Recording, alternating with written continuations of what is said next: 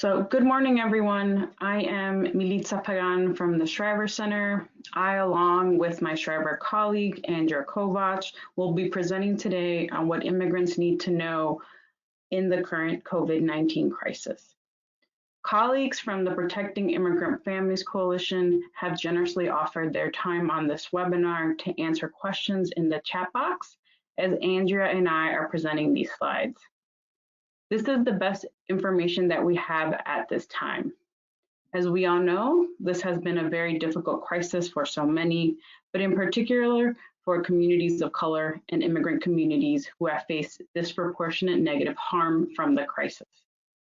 We also want to acknowledge staff at Illinois state agencies who have been working very hard to get guidance out to all of you so we can help immigrant families access services. There are, of course, many questions that we may not have the answers to yet, so we will continue to answer questions after the webinar and consult with state agencies to create FAQs to post on the PIF Illinois website so that we can continuously update this information. Thank you in advance for your patience. Go to the next slide.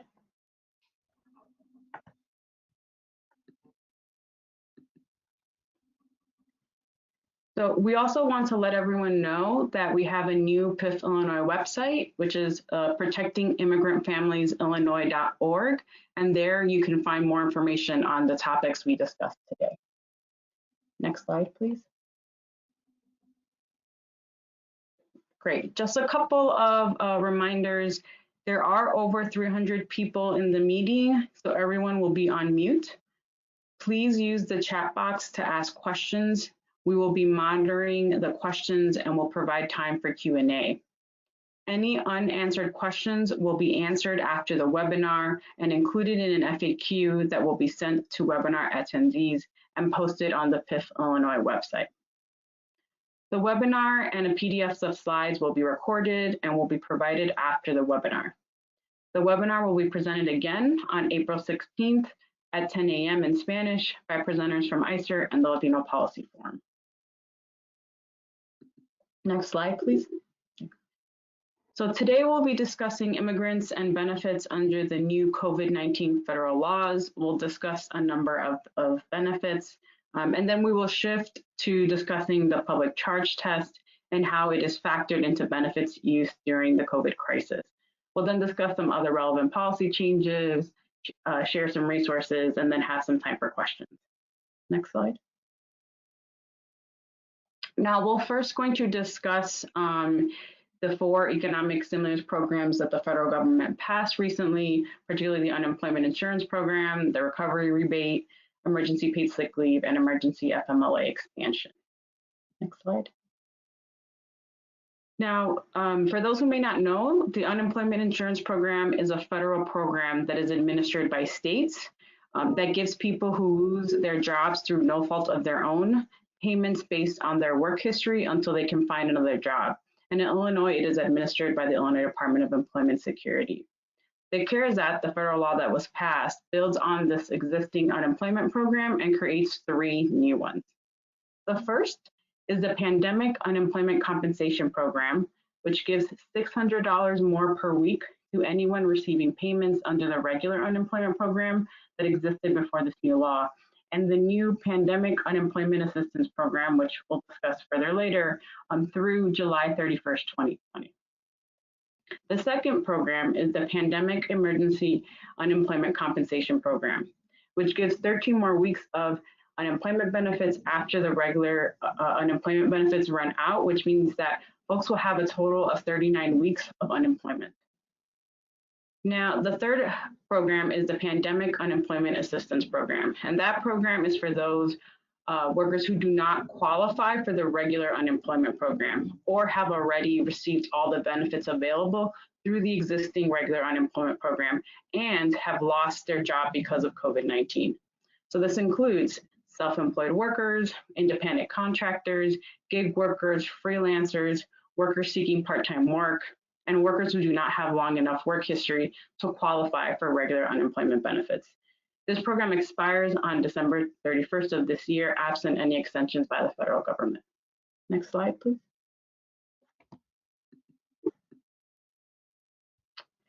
So to be eligible for the existing unemployment program, including the $600 extra, you must have a valid work authorization at the time you apply for benefits.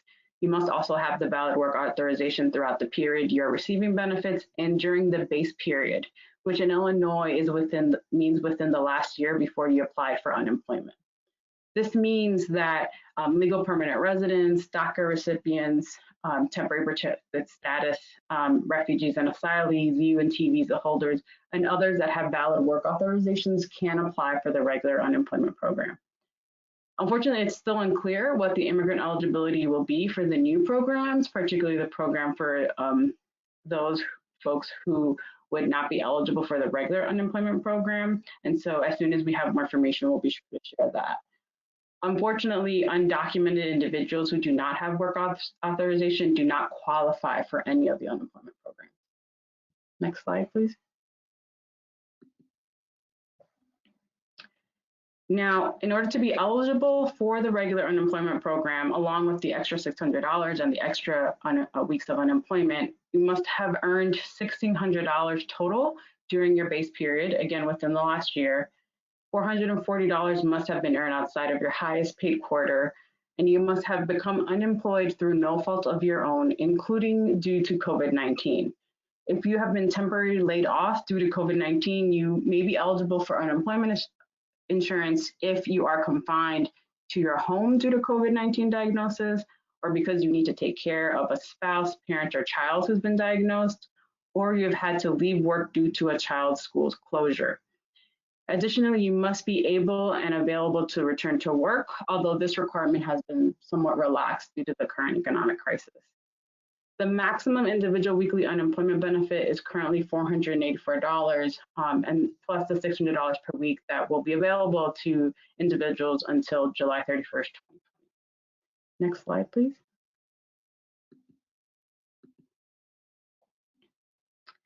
Now, to be eligible for the Pandemic Unemployment Assistance Program, which again is an unemployment program for those who are not able to qualify for regular unemployment, you must be 1, partially or fully unemployed, or 2, unable or unavailable to work because of one of the following COVID-19 related circumstances.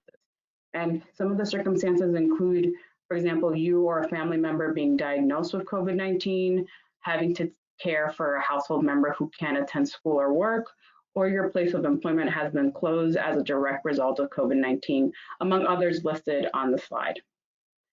Next slide, please. Now, moving on to the Recovery Rebate Program. This is a one-time direct payment to taxpayers. Single taxpayers making $75,000 or less will receive a $12,000 rebate. Married taxpayers filing jointly making $150,000 or less will receive up to $2,400.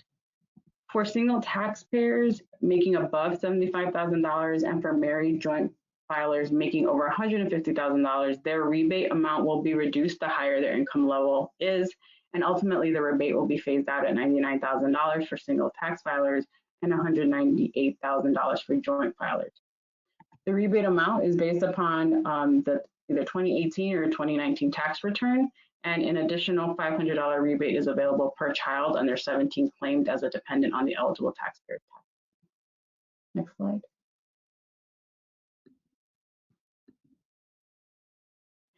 Now, generally speaking, to be eligible for a recovery rebate, the tax filers, both single and joint filers, must have a Social Security number. If the tax filer filed with an ITIN number, they are not eligible. Children claimed as dependent for the extra $500 rebate must also have a valid Social Security number. And taxpayers and any children claimed will also need to be quote unquote resident aliens, which basically means that if they're not a US citizen or lawful permanent resident, they must show that they reside primarily in the United States. So, next slide.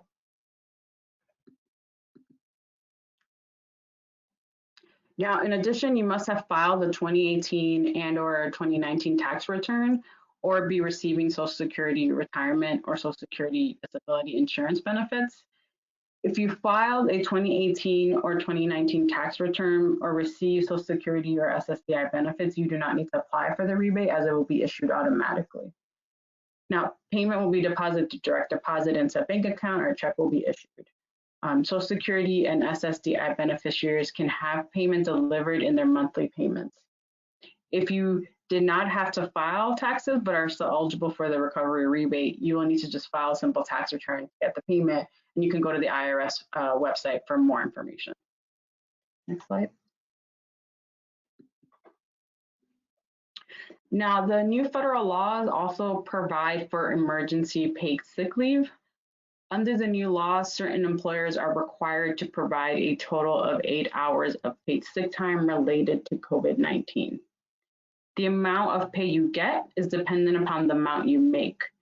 The maximum amount that you can receive is $511 per day to take care of yourself and $200 per day to take care of family members. This leave is in addition to any employer-provided leave you may have and is in addition to any government-mandated paid sick time, like the paid sick time that is required under Chicago and Cook County ordinances. Employers cannot require an employee to use accrued time for emergency time.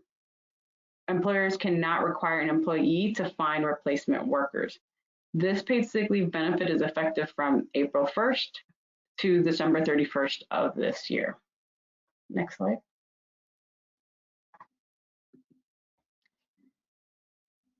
Okay. So those covered under the new law can immediately seek emergency paid sick leave regardless of hours worked or the time they spent working for their employer. An employee can take emergency paid sick leave to take care of themselves if they're experiencing symptoms, to comply with government quarantine orders, and to take care for someone who is self-isolating, and to take care of a child because their school is closed. Employees must ask their employer to use emergency paid sick leave, and those eligible can seek emergency paid sick leave beginning April 1st until the end of this year. Next slide. Now, the federal government also created an Emergency Family and Medical Leave Act expansion, but this benefit is only for employees unable to work or telework because the employee's child or school or place of care is closed, or if the child's usual care provider is unavailable because of the COVID public health emergency. Employers are required to provide up to 12 weeks of job protective leave for COVID-related absences, so 80 hours of sick time plus 10 weeks of emergency leave. This is available to full-time, part-time, and temporary employees who have been on the job for at least 30 days. Pay should be calculated on an employee's normal schedule, including overtime, and the first 10 days may be unpaid. These days can be combined with paid sick days or other leave. And after 10 days, the employer must pay the worker 2/3 of their wage, up to $200 per day, and $12,000 total. These rights are in addition to any existing rights you may have under the federal FMLA, and also an employee has a right to job restoration under the FMLA. But unfortunately, there is an exception for employers with fewer than 25 employees under certain conditions. And unfortunately, there is an exception for undocumented workers and individuals without work authorization. If for whatever reason they are fired for asking for emergency FMLA expansion, the employer is not required to hire them again, although an undocumented worker could file a complaint with the Department of Labor or sue in order to get the wages that they should have been paid had they been given the emergency FMLA. Next slide. So which employers are required to provide both emergency paid sick leave and emergency FMLA? Well, all public employers of all sizes are required to provide that leave.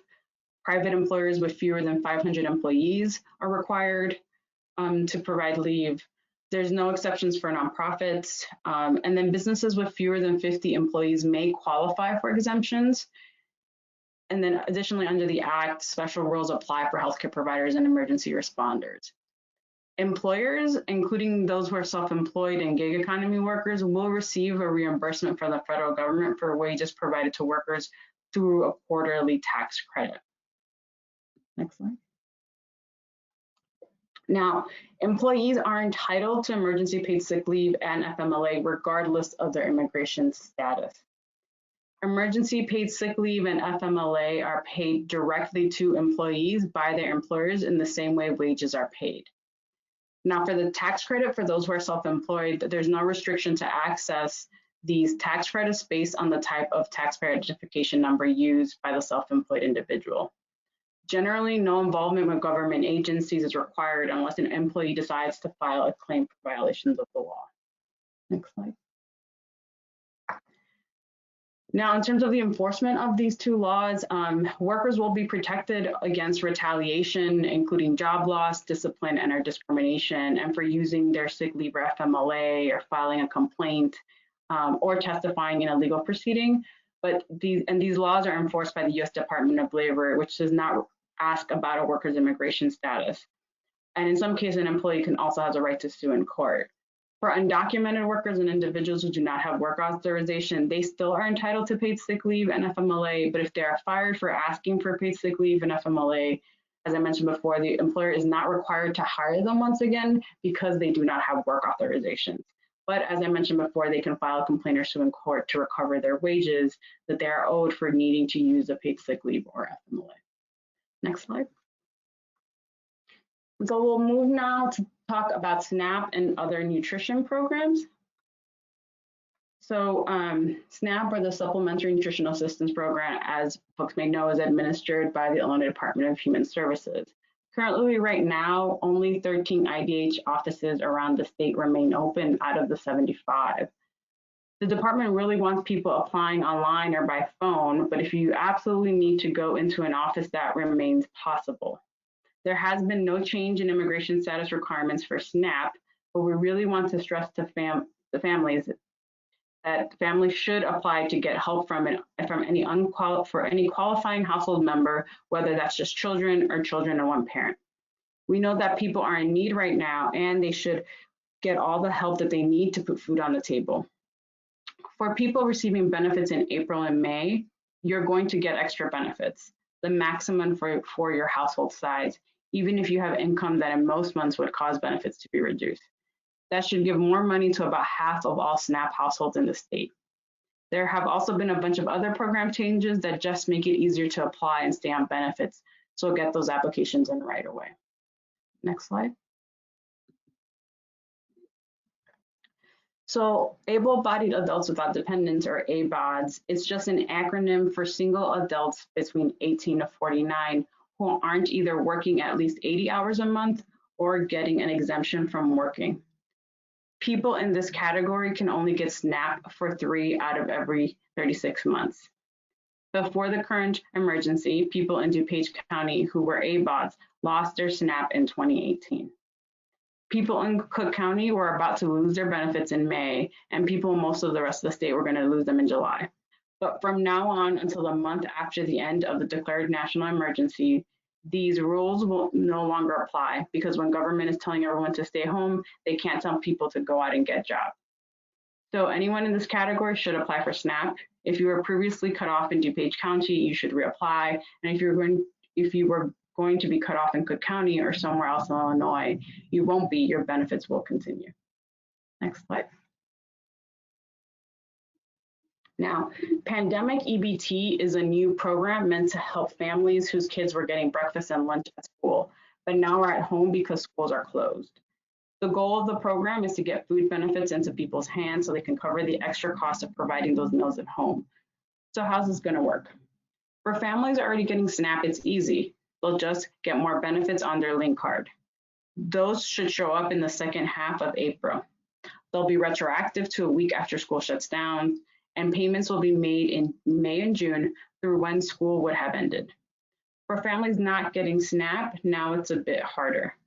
DHS is working with the Illinois State Board of Education to figure out who these families are.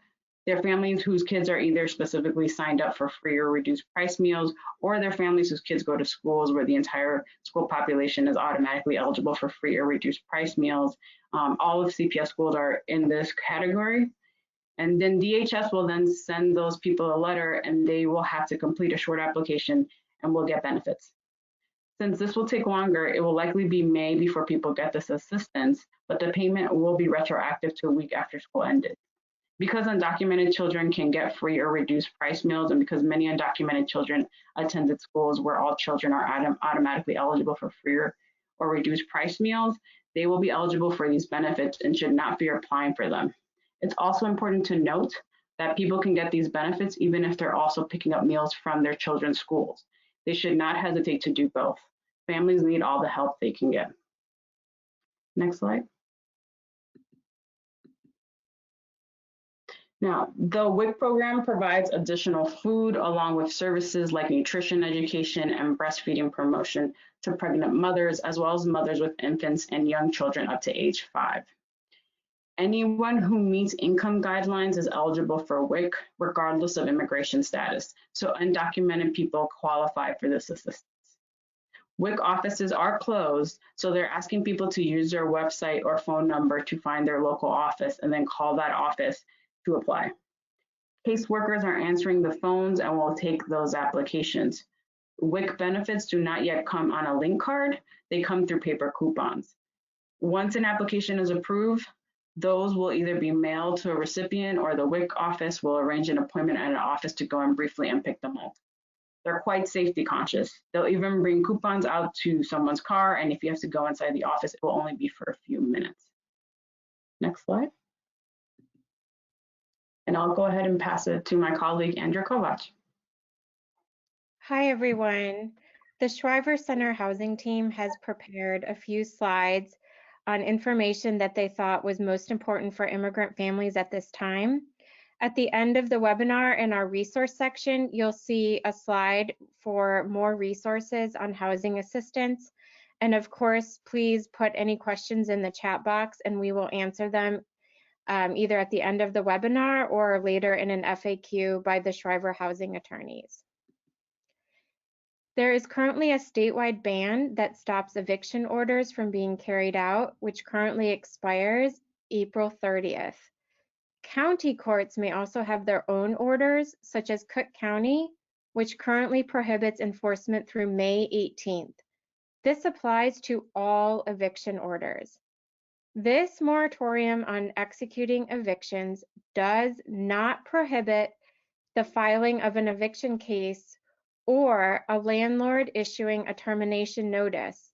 So tenants must continue to pay rent and remain compliant with their lease.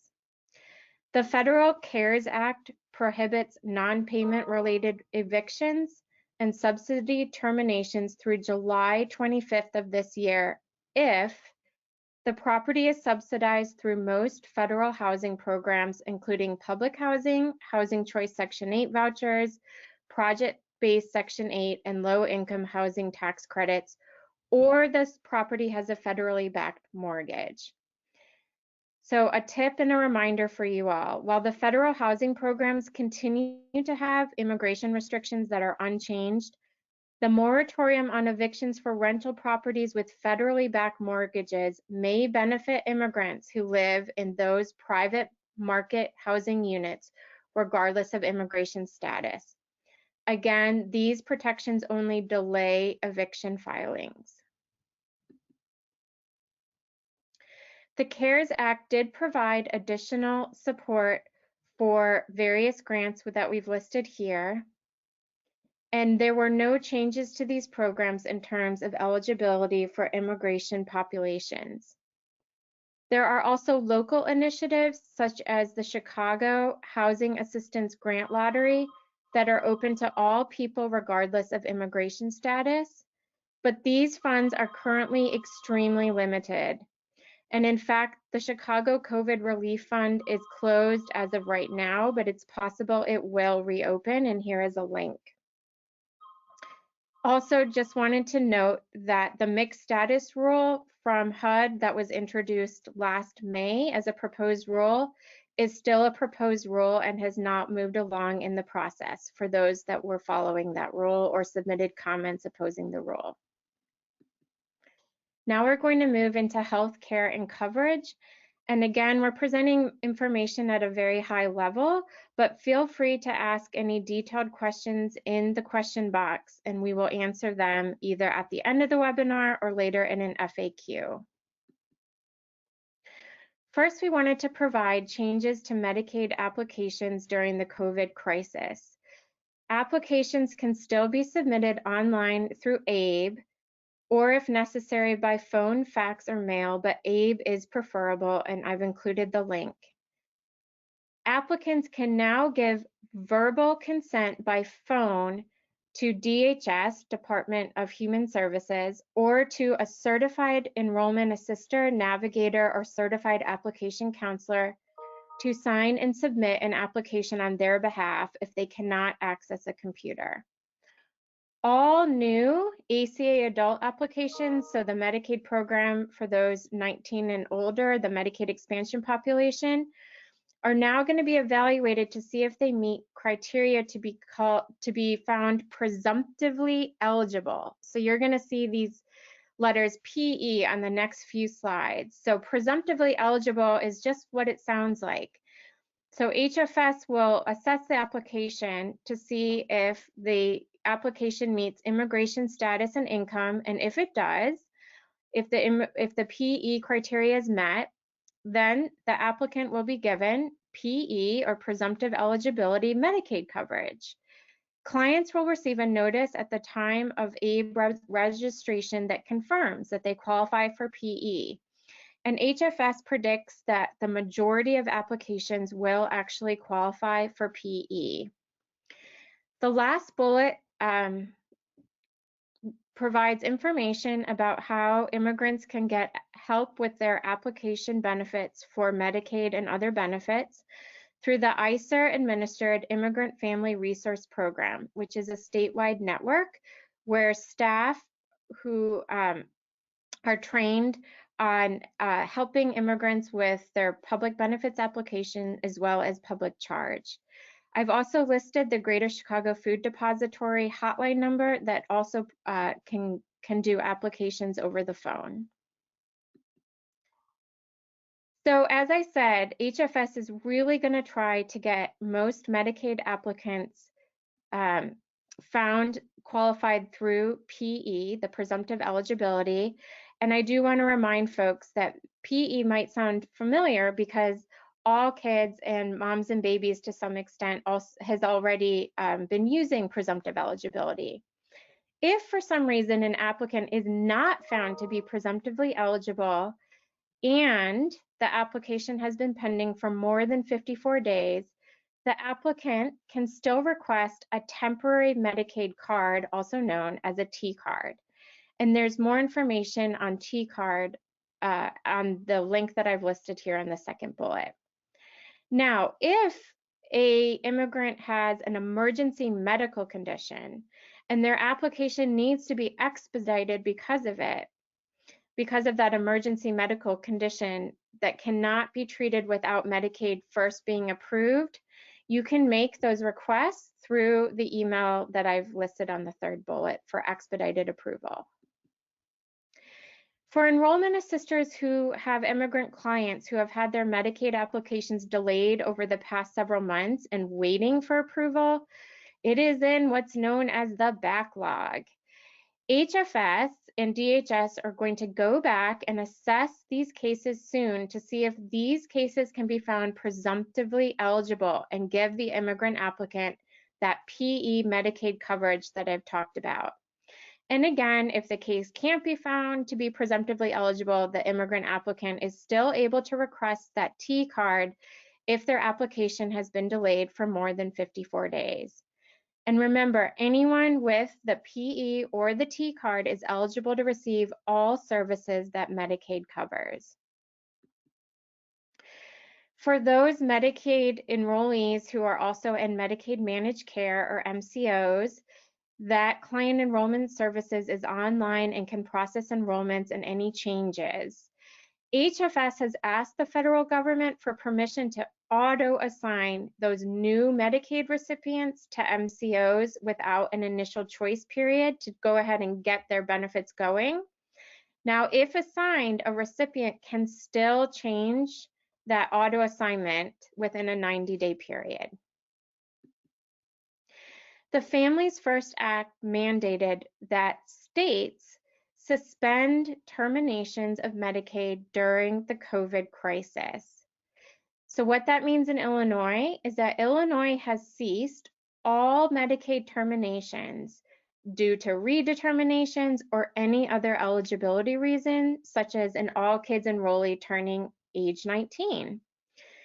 What this means is that no one should be terminated from Medicaid unless they request a voluntary termination or they've moved away from Illinois. What does this mean for immigrant families? HFS has stated that it's their intention that pregnant women on moms and babies will not be terminated at 60 days postpartum, even if they do not meet income or immigration requirements for continuing Medicaid. Postpartum women will continue to receive Medicaid coverage until the end of the COVID crisis period. This also means that all kids enrollees, when they turn 19, will remain covered on Medicaid regardless of income or immigration status. Redeterminations are not being processed during the COVID crisis, and HFS has actually asked the federal government for permission to extend the redetermination period for more than a year. Ex parte or Form A redetermination letters will still be mailed, telling recipients that they will continue to receive benefits. The Form B redetermination letters, which require the recipient to submit information and sign and send back, will not be sent out during the COVID crisis. However, we do know that kind of in this transition period, some Form B letters have gone out in the past few weeks. So if someone receives one, they can fill it out and send it back, but if they don't, they will not be terminated from Medicaid. HFS has suspended payment of all premiums for any premium level program, including those higher levels of all kids, and letters will be going out to clients soon about this. If a recipient owes back premiums, they do not need to pay them back now in order to get current coverage. Any pre-COVID crisis premium balances, if a recipient has any, will remain and will be due after the COVID crisis period ends. Manage My Case and ID proofing and immigration self-attestation are another couple points we wanted to touch on that we know have sometimes been challenges for immigrant families. There is no current change to the Manage My Case ID proofing system, but HFS is continuing to explore ways to make it easier for recipients, including immigrant families, to set up those Manage My Case accounts. Recipients can still mail in manual ID proofing forms, and the state is really trying to make it a priority to approve those ID proofing forms. If manual ID proofing has been submitted, an MMC account may have been approved and the recipient not yet notified by mail. So recipients should check ABAWD frequently for MMC approval. HFS has asked for federal approval and is still waiting for a response from the federal government for clients to be able to self-attest their immigration status for the applications. However, Medicaid clients may now self-attest for income, health status, disability, insurance status, and residency. The federal government has created a new Medicaid category to pay 100% for COVID testing for the uninsured. Governor Pritzker has committed to providing both testing and treatment for all of the uninsured. So what those two bullets basically mean together is the federal government has pledged to pay for testing for what they define as the uninsured, but Governor Pritzker has committed to going farther and to provide both testing and treatment for all the uninsured. HFS is seeking federal approval to cover the costs of providing testing and treatment to all of the uninsured and has told providers to test and treat patients regardless of regardless of insurance status. This includes testing at community health centers, FQHCs, outpatient clinics, and doctors' offices. Immigrants can continue to access services at clinics and community health centers regardless of their immigration status and at a reduced cost or free of charge depending on their income. However, call first to find out the availability of COVID screening and testing. Health centers may do patient assessments over the phone or use telehealth. What if you don't have a primary health care provider? I've listed links here that immigrant families can use to connect with a primary health care provider. I wanted to call attention to ICER's map of Illinois health clinics that are available regardless of immigration status and are low cost or free. Emergency medical for non-citizens, which many people call emergency Medicaid for shorthand. This is still available to individuals who are otherwise eligible for Medicaid except for their immigration status. So you still need to be an Illinois resident. You still need to have household income less than 138% of the federal poverty level in order to qualify for Medicaid, for emergency medical for non-citizens. In Illinois, these eligible populations include some people with temporary protected status or TPS, DACA, people with lawful permanent resident or green card status who have had that status for less than 5 years, and undocumented adults. Remember, not every immigration status will qualify for emergency medical. So, for instance, people who are living in the US temporarily and do not intend to remain here may not be eligible for the emergency medical because they wouldn't meet the state residency requirements. What's covered for emergency medical for non-citizens? Well, it covers medical conditions that place a patient's health in serious jeopardy, serious impairment of bodily functions, and serious dysfunction of any bodily organ or part. COVID tested and treatment are qualifying medical services for emergency medical for non-citizens.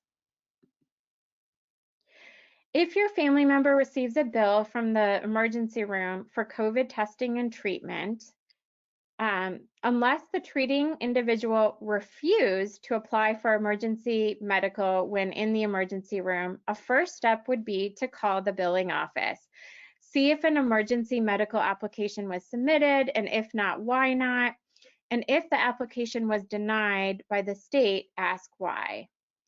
Regardless of an application for emergency medical, you can always ask the billing office to explain how to apply for the hospital's charity care or financial assistance program, which can be a discount up to 100% of all charges over $300. You can also ask them to send you an application or direct you to it on the internet. You can ask to not bill you further until you have completed the application and submitted it. And then you will need to timely submit it and follow up with the billing office to confirm the status of the bill. If they deny charity care, there are resources that you can talk to, including the Illinois Coalition for Immigrant and Refugee Rights, that can explore if the denial was wrong. What does the COVID crisis mean for the Illinois marketplace? So remember, in Illinois, our marketplace is called Get Covered Illinois, and immigrants who are lawfully present may be eligible to buy health insurance in the marketplace. I've included a link for you to see who is considered lawfully present. Currently, there is no special enrollment period for the COVID crisis in our marketplace or in any of the states that use the federal marketplace. However, that doesn't mean that immigrant individuals might not qualify for a special enrollment period. And in fact, on the third bullet, I've listed a link so that you can see all of the special enrollment periods that may trigger you to be able to still enroll into coverage through the marketplace. There is a special enrollment period for losing health coverage. There's not a special enrollment period for losing a job alone, but people can lose health coverage because it became unaffordable or your work hours were reduced. There's lots of different reasons for losing health coverage, which does trigger a special enrollment period. The Get Covered connector will connect immigrant families who are seeking coverage on the marketplace with enrollment assisters who can help enroll them in the coverage. And if you're a marketplace enrollee and you've seen your income decrease, remember, if your income falls below 138% of the poverty level, you may become eligible for the ACA adult Medicaid.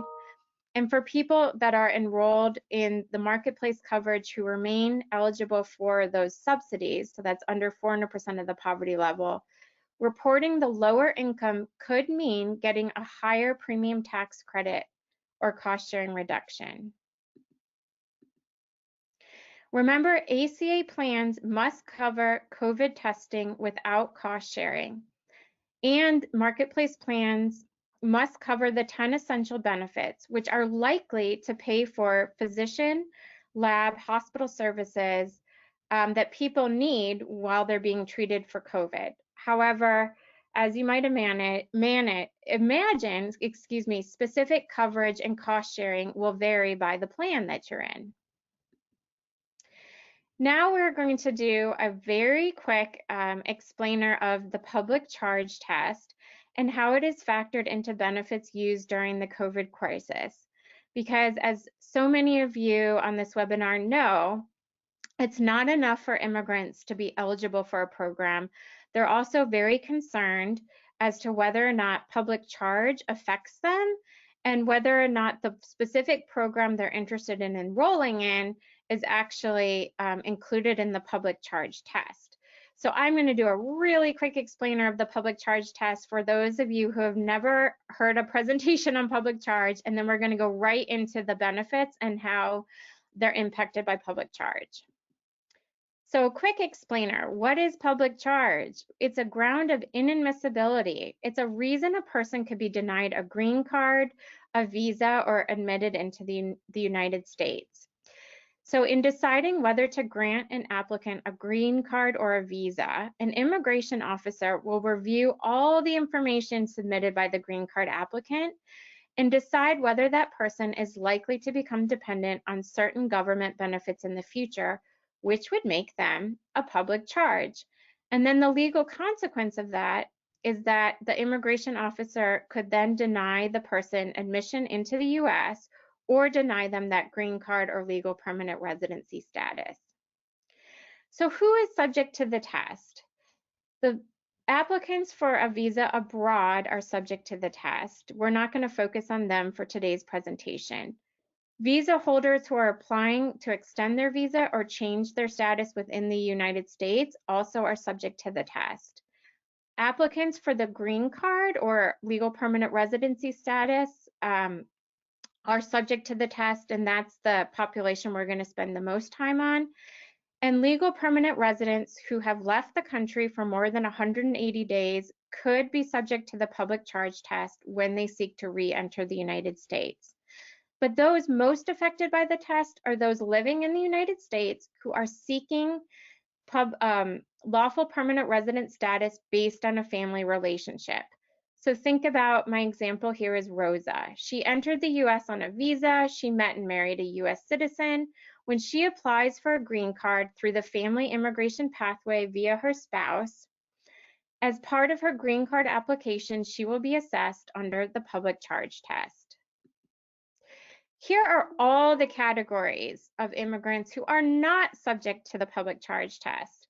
And this is a very important slide because if you have immigrants who are asking you about different programs and whether the public charge test will apply to that program or be included in the public charge test, the first question you should ask the immigrant is, well, let's see if you're even subject to the public charge test. It may not even be an issue for you. So refugees and asylees are not subject to the public charge test. DACA recipients, when they go to renew DACA, are not subject to the test.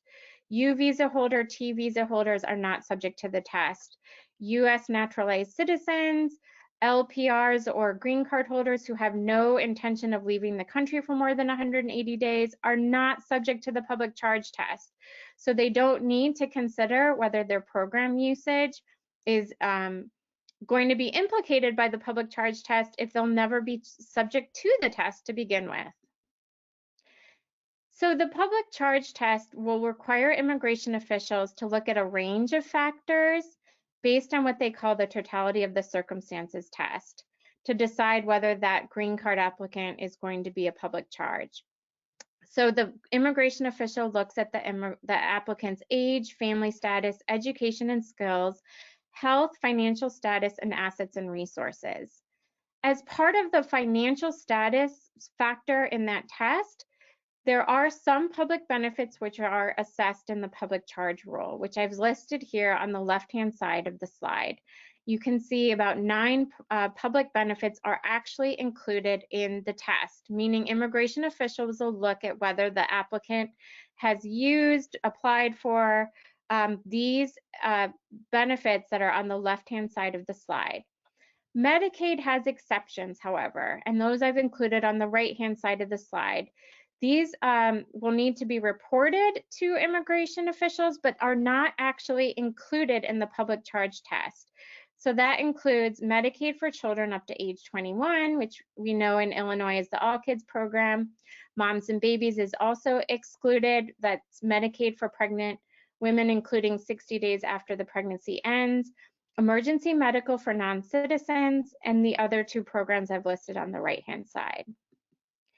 How will immigration officials know all this information about what benefits Rosa uses, for instance? Well, Rosa, in my example, as the green card applicant, she'll be required to submit all of this information on a new form called the I-944 Declaration of Self-Sufficiency. And this includes information about all of the totality of the circumstances as well as public benefits use. The U.S. Citizenship and Immigration Services issued an alert on March 14th saying that they will not consider testing or treatment of preventive care, including a COVID vaccine if it becomes available, in the public charge assessment, even if the healthcare services are provided by Medicaid. As a result of this alert, an individual subject to the public charge test who has received COVID testing and treatment can explain in an affidavit or written document how reduced hours, job loss, and related financial difficulties were caused by the coronavirus, and it is not supposed to negatively impact the individual. However, the alert is confusing, and it does remain to see how helpful it will be in practice. Protecting Immigrant Families Illinois has created a tool for enrollment assisters to answer questions community members may have about possible public charge consequences due to accessing specific programs. And I've included the link here, but we're going to look at some of the charts really quickly. So bear with me. We're not going to go through all of the chart, but I want to point out what I've highlighted. So COVID testing or treatment at a primary care setting will not be included in the public charge test. It won't be even reported on that I-944 form. Use of emergency medical for non-citizens, it won't be a negative factor in the test. It will still need to be reported on the form. If a immigrant is enrolled in ACA adult Medicaid, and that will need to be included on it will be part of the public charge test, and it will need to be reported on the I-944 form. However, if they're using the Medicaid for COVID testing and treatment, then they do need to submit a statement per the USCIS alert that I just described, explaining how their use of Medicaid was for that purpose only. And then USCIS has stated that they won't consider that a negative factor. Use of moms and babies will not be a negative factor on the test. It will need to be reported. And now that we know that there will not be terminations for moms and babies enrollees even after the 61st day, if there are people who will be subject to the public charge test who will be in moms and babies for longer than 61 days, that will not be a negative factor if it's paid for by state funds only. So all of the programs that you would think that would be accessed a lot during the COVID emergency are not negative factors in the test and don't even have to be reported on the form. So unemployment insurance that Melissa went over, that's not even included in the test. It doesn't have to be reported on the form. However, the cash assistance for state and local and federal cash assistance for TANF or general assistance still has to be reported on the form and is part of the test.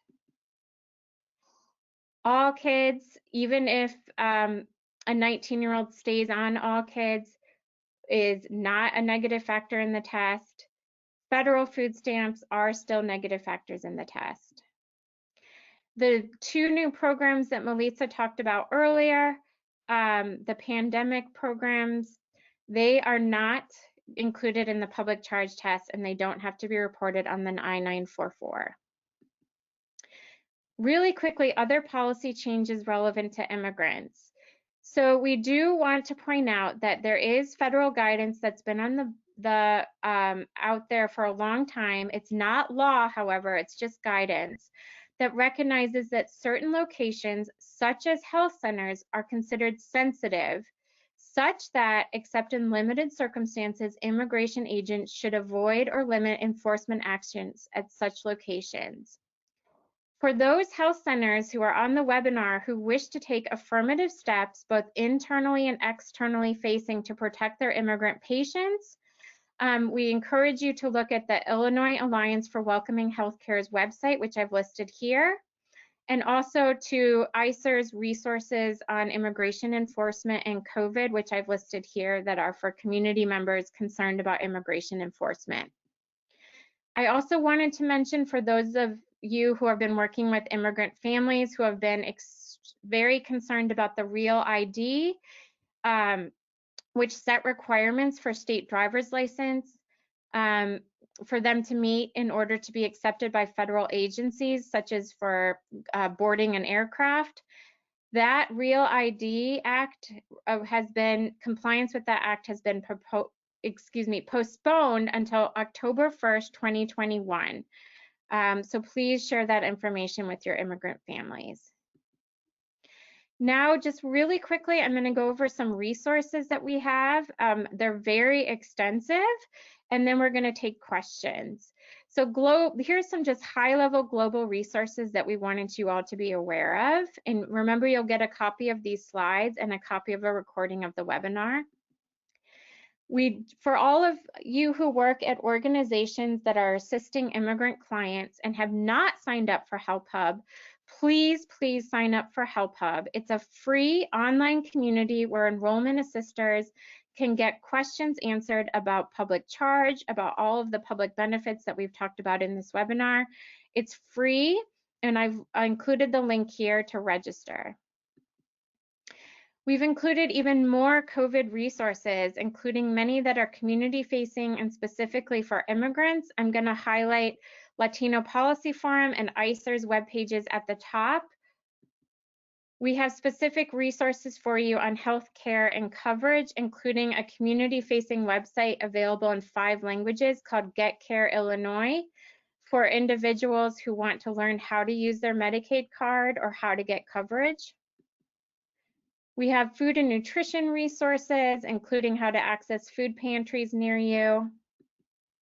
We have more housing resources, which I mentioned earlier. Public charge resources, including, please look at our Protecting Immigrant Families Illinois website, which on our resource section has a lot of tools that enrollment assisters can use to work with immigrant families. Including the resource I mentioned earlier that shows the public charge implications for the benefits, the new benefits from the federal COVID laws. We have a page on unemployment benefits and leave resources for you all. More information about the Illinois Alliance for Welcoming Healthcare. a whole page on utility assistance, because utility programs do continue to have the same immigration restrictions, but now there is a moratorium that applies to everyone, and there's more information here. Resources for essential workers seeking childcare. We know that immigrant families are absolutely on the front lines and are disproportionately in the jobs that are considered essential workers. And we want to make sure that they have all the information they need about seeking childcare during this time. Resources for people with disabilities. Access Living has a very comprehensive list of resources, and I've also listed other resources here. More information on immigration enforcement is listed here. And this is again, our website for Protecting Immigrant Families Illinois. We also have a dedicated email box for public charge questions or to request a training on public charge or any of the information we've presented here. I realize that we only have a few minutes for questions. Now, and I do want to say that everyone's question will be answered. It just might not be in 4 minutes because of our time, but we will create an FAQ and we will make sure to have everybody's question answered on the FAQ that will be sent out to webinar attendees. Okay, I'm going to go through some of the questions.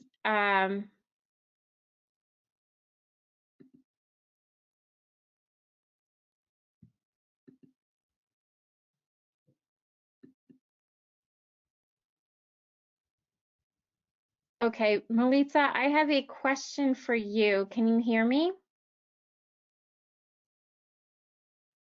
Yes, go ahead. So the question is, will ITIN taxpayers get a rebate for their citizen children, even though they don't qualify for the $1,200? Unfortunately, they won't. The children, both the ITIN filer, the person claiming the child has to have a social security number as well, a valid social security number as well as the child. So unfortunately, that's just not the case. And unfortunately, that recovery rebate really excludes out ITIN filers, unfortunately. Okay. And we have a lot of questions about access to the slides. Yes, we will send everyone who has registered for the webinar a PDF of the slide deck so that you can access the hyperlinks, as well as a recording of the webinar.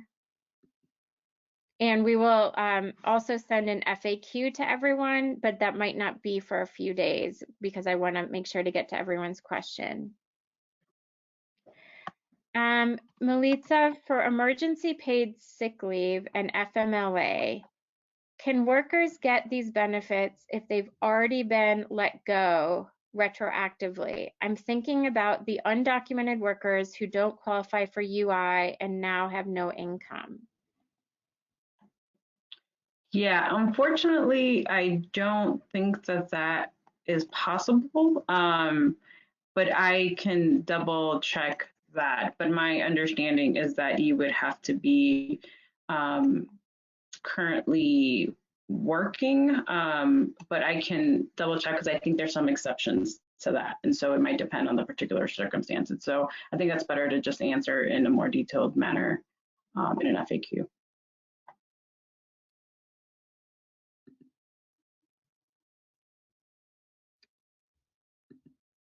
Okay.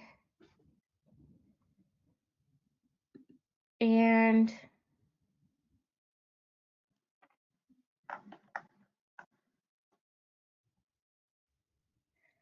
okay, I'm going through the questions. So one of the questions is, what if someone was terminated and reapplied, and I think this is for Medicaid, last month? I have a 12-year-old with HIV in this situation. So if someone was terminated from Medicaid and reapplied last month, we should be able to get them back on Medicaid. If you I will follow up with you individually. If you're on Help Hub, then that you can also pose this question on Help Hub to try we can try to help this with your situation individually, but they should be able to get back on. And Andrea, you can also loop me in because we could probably do follow-up in the case. This is Carrie from the Legal Counsel for Health Justice. Okay, and another question, if someone lost their Medicaid starting April 1st because they weren't able to make their interview appointment, is there a way for them to temporarily regain coverage without applying? Carrie, do you want to take that one? So I'm sorry, the first part, how did they lose their coverage? They weren't able to make their interview appointment. Okay, so there's no interview required for Medicaid. There's just an interview required for SNAP. So probably the person applied for both. If their Medicaid was denied or terminated, then it may be a glitch that it was denied improperly or terminated improperly based on SNAP termination. But that's also definitely a case to send to Help Hub. And Andrea can help you get connected, and we can definitely get that person back on. Okay. If they remain eligible. Thank you. So we have a number of other questions, but we are at time. And so again, we will make sure to answer your questions in the FAQ. And we really appreciate your attendance on the webinar. And again, as I will also send out a link to the Spanish webinar that will provide information, pretty much the same content as was provided today, but for community and in Spanish. And that webinar will be April 16th at 10 a.m. And I will provide the link in a follow-up email to all webinar registrants. So thank you again for your attendance on the webinar.